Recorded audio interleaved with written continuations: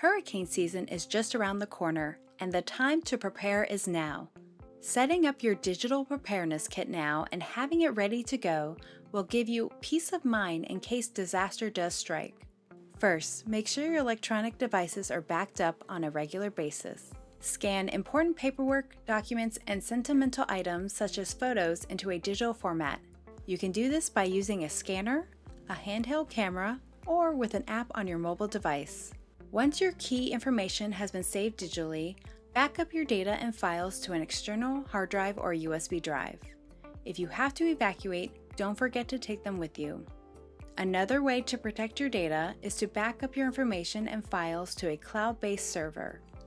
This offers another layer of insurance should your electronic devices or other portable storage devices get damaged or destroyed. Finally, take physical steps to prepare your devices ahead of time.